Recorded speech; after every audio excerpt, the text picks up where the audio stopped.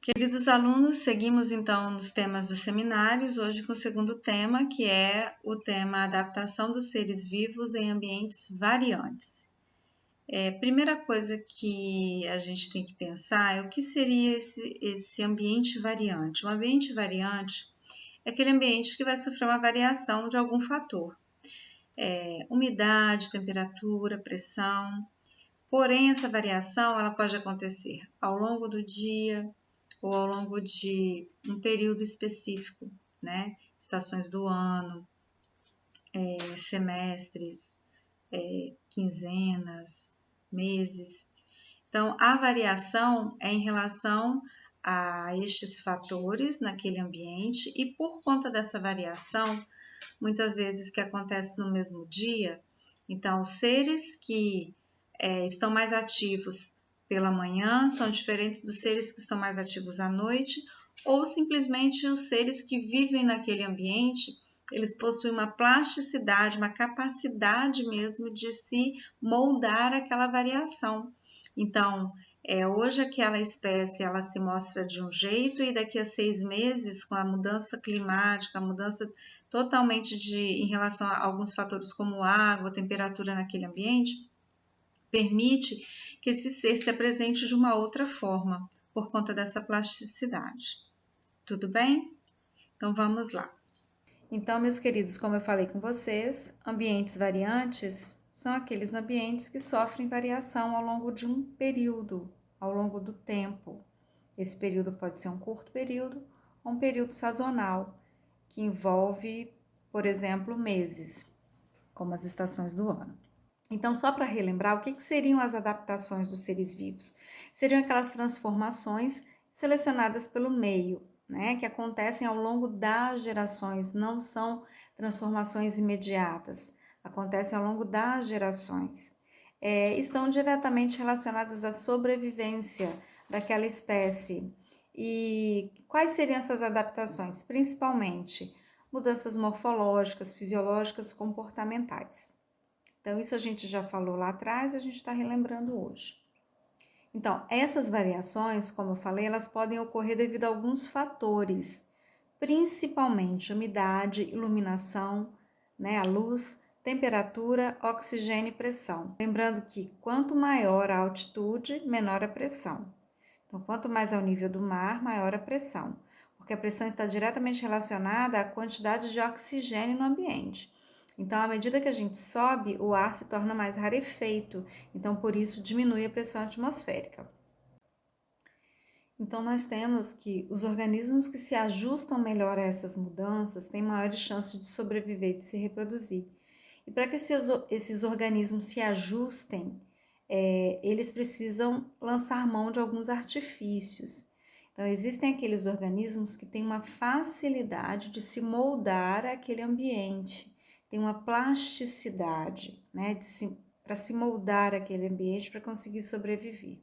E aí a gente entra em dois conceitos que vocês viram lá, um deles pelo menos vocês viram na genética, que é o conceito fenótipo. Definição simples é a totalidade das características observáveis de um indivíduo, as quais são determinadas pelo conjunto dos nossos genes. Muito legal, mas vamos tentar traduzir isso aí.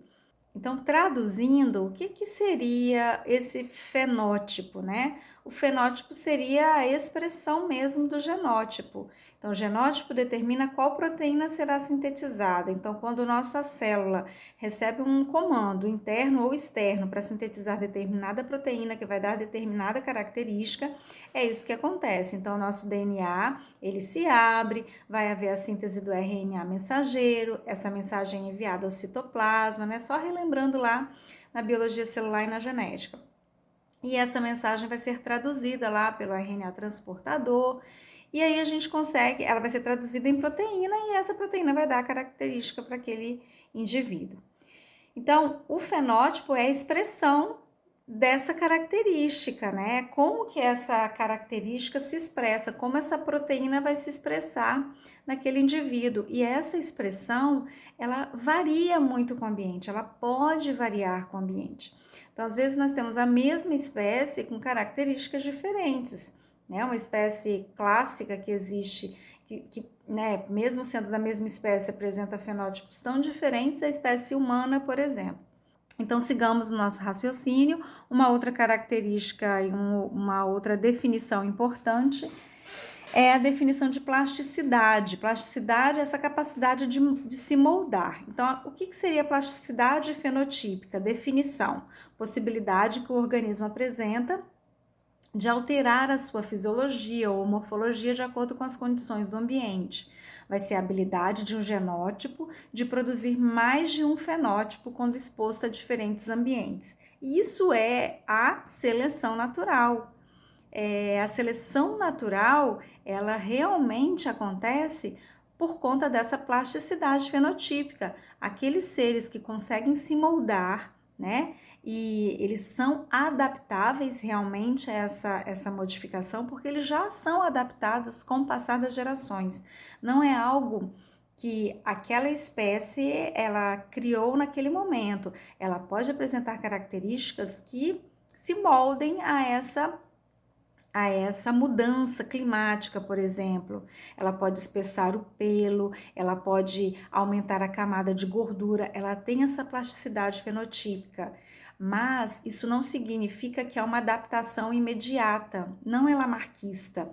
Aquela espécie ela já tem no seu genótipo esse comando. Na época do frio, ela é capaz de produzir uma capa de gordura, uma camada de gordura a mais para proteção, né, em relação àquelas condições adversas do ambiente. Então, a plasticidade fenotípica é isso.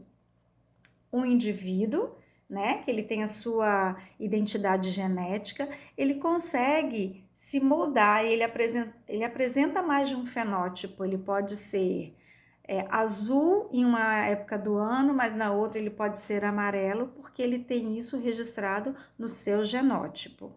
Tudo bem?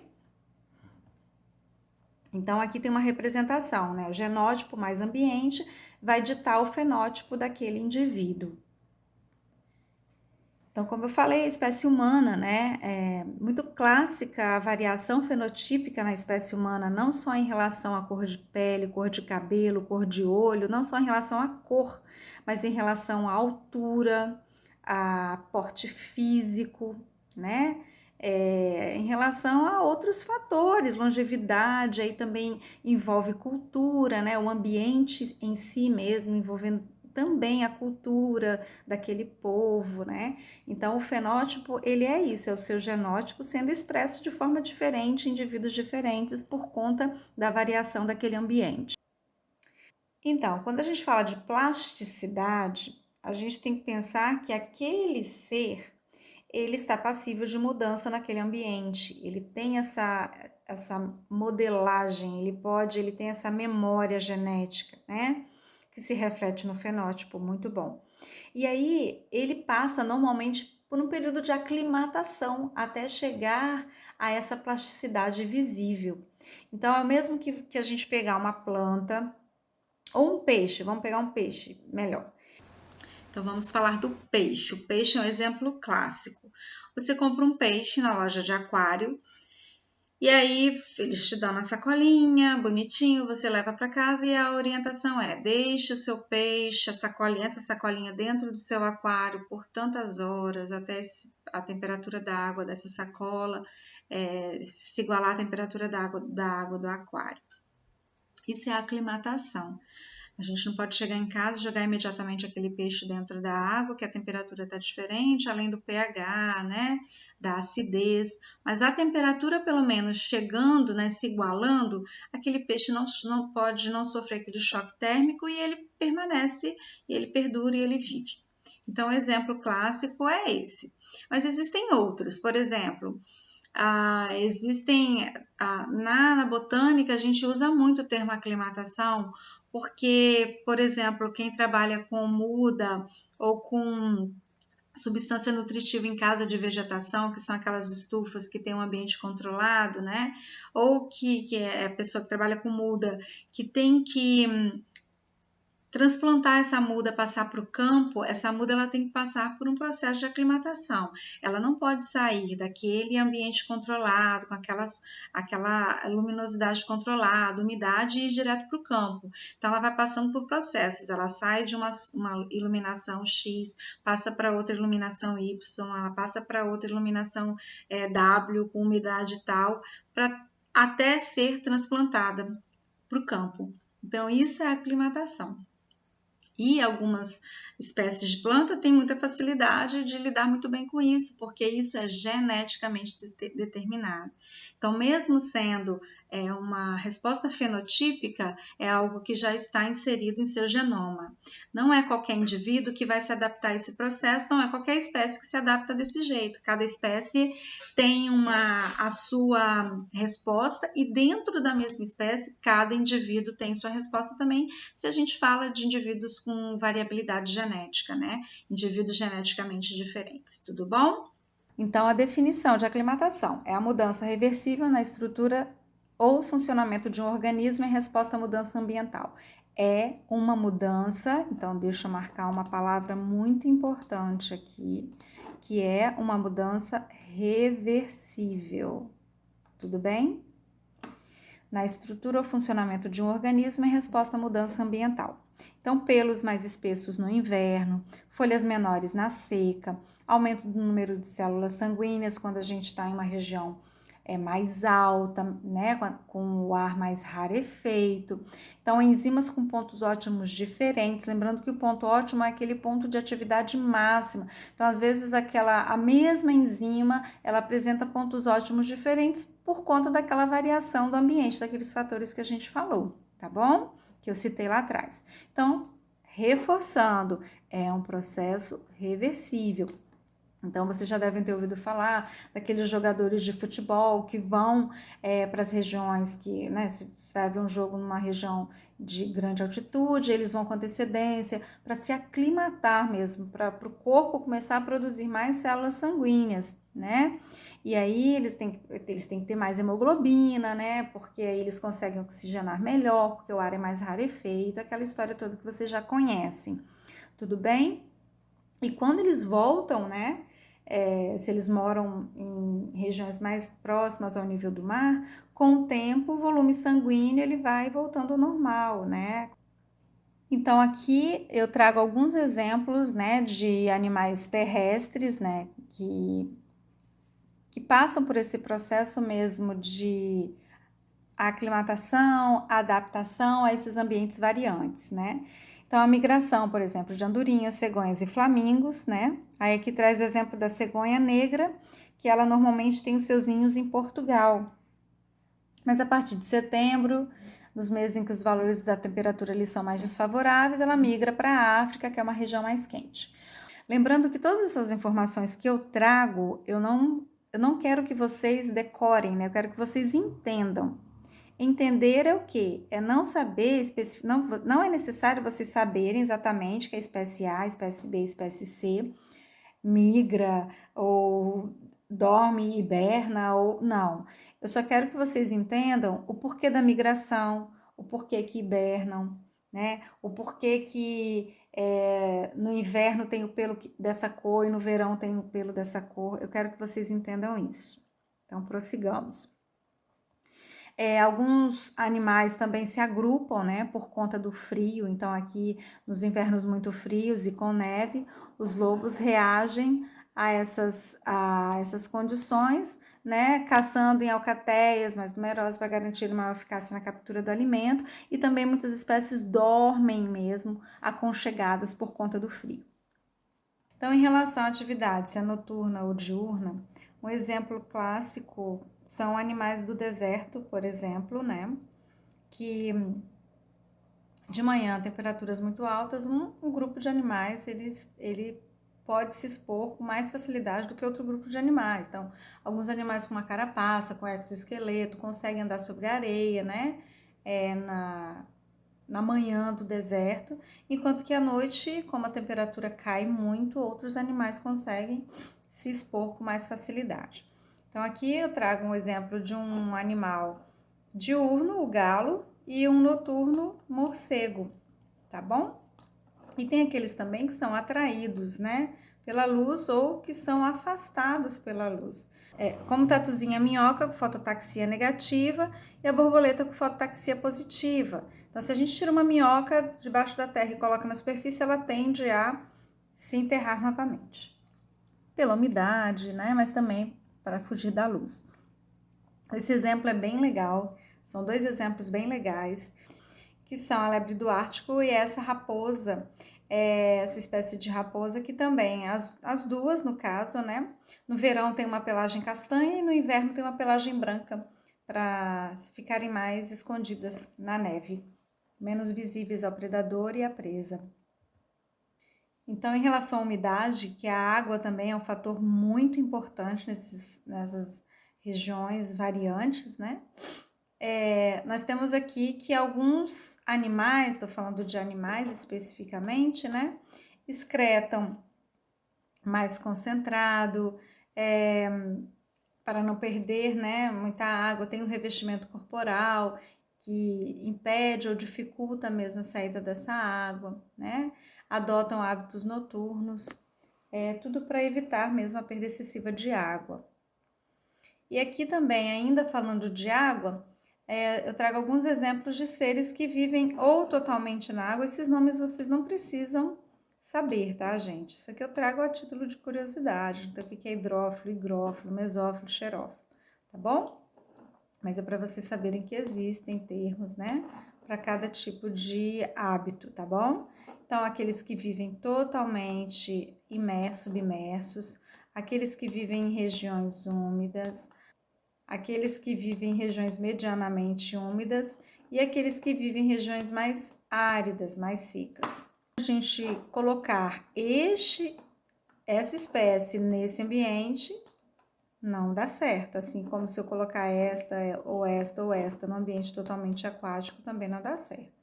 Então, existem aquelas espécies que elas estão totalmente adaptadas ao ambiente delas, mas elas têm ali dentro daquele ambiente uma plasticidade. Então, este peixe, ele vai ter uma plasticidade em relação à temperatura, corrente marítima e por aí vai, enquanto que cada um desses aqui também na sua realidade. Então, já os animais aquáticos, eles vão ter outros fatores interferindo aí. A água não é um fator limitante, mas a qualidade dessa água sim. Então, aqui a gente encontra salinidade, a gente encontra luminosidade, temperatura, a respiração, tipo de respiração, coloração e camuflagem. A gente encontra pH, né, relacionado à acidez, a gente encontra outros fatores, mas principalmente esses. Então, aqui eu trago um exemplo de um peixe marinho que tem alguns artifícios para conseguir sobreviver no ambiente que é muito mais concentrado do que ele. Então, se ele não tivesse esses artifícios, ele iria perder água para o meio, porque o meio é muito mais concentrado de sais do que o seu meio interno, e ele iria morrer desidratado. Então, ele consegue alguns artifícios de absorção desse sódio da água, desses sais da água. Então, vamos pegar uma tinta mais. Então, aqui ele consegue secretar esse sódio, ele bebe essa água quando ele se alimenta, então esse estômago absorve esse sódio, por quê? Para ele tentar manter um equilíbrio interno, né, com o externo, com o meio externo.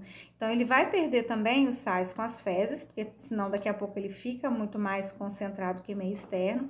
Ele também excreta sais pela urina, mas a urina dele é uma urina bem concentrada, com pouca água, para evitar essa perda de água também. Então, para que haja esse equilíbrio osmótico, essa espécie, né, os peixes de água salgada, em geral, tem que abrir mão desses recursos.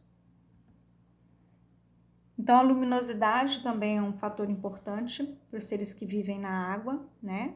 Então, a variação de luz em função da profundidade também influencia na distribuição dos seres vivos, né? Desse biociclo marinho. Aí tem a região fótica, onde bate luz, e a região afótica, não bate luz. E essa região, ela pode sofrer uma variação ao longo do ano. Então, ali com certeza existem espécies totalmente adaptadas à região fótica, outras à região afótica, mas existem aquelas que têm uma plasticidade ali no meio do caminho, que ora vão estar iluminadas e ora não estarão iluminadas. Então, a adaptação à temperatura, né, por parte desses seres aquáticos também é muito importante, porque há uma variação de temperatura, principalmente para baixo, né? Então, para suportar essas temperaturas mais baixas, os seres, eles têm que ser adaptados a isso. A respiração também é um outro fator importante.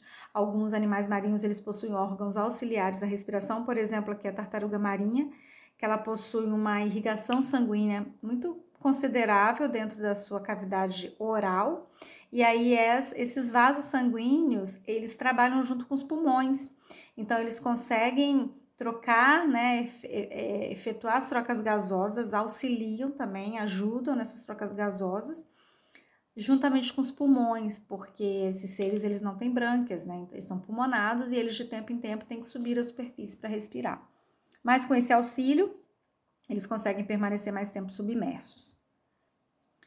Alguns animais aquáticos, eles possuem a capacidade de mudar de cor ou mesmo já têm uma estrutura corporal que facilitam mesmo a sua camuflagem, né?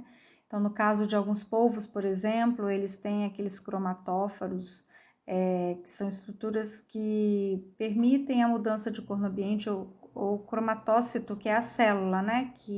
Que compõe esse tecido, esse órgão, na verdade, e esse cromatóforo, ele permite que o animal mude de cor de acordo com o ambiente, porque vai permitir a reflexão da luz de uma forma bem específica.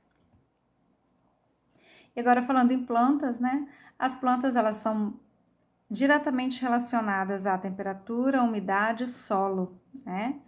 Então, dependendo do tipo de solo, se esse solo é rico em sal, em metal, se ele é seco, né? Então, existem aquelas plantas que são adaptadas a locais mais áridos, que têm a capacidade de retenção de água nas suas estruturas. Existem aquelas que têm capacidade de sobreviver no inverno ou no frio, né? Então, mesmo na variação em um mesmo dia, ela consegue converter alguns açúcares, né? Ela consegue evitar que as suas células congelem, tudo bem? Não só ao longo de uma estação do ano, mas ao longo de um dia também, um ambiente variante em um único dia. O solo é diverso, então aqui um exemplo de plantas que estão bem adaptadas a solo salino, que são as plantas do manguezal, e o tomate, que é uma planta pouco adaptada a solo salino, então o solo tem que ser o menos salino possível, né, para a plantação de tomate. Então é isso, meus queridos, eu vou encerrando esse tema por aqui, mas antes eu quero mostrar essa charge que mostra as borboletas azuis conversando, né, entre aspas, com as vermelhas. Então, essa charge retrata bem essa capacidade fenotípica, né, às vezes da mesma espécie, né, se mostrar de um jeito tão diferente, assim, morfológica, fisiologicamente. Então é isso, aguardem o próximo tema, um beijo a todos, muito obrigada.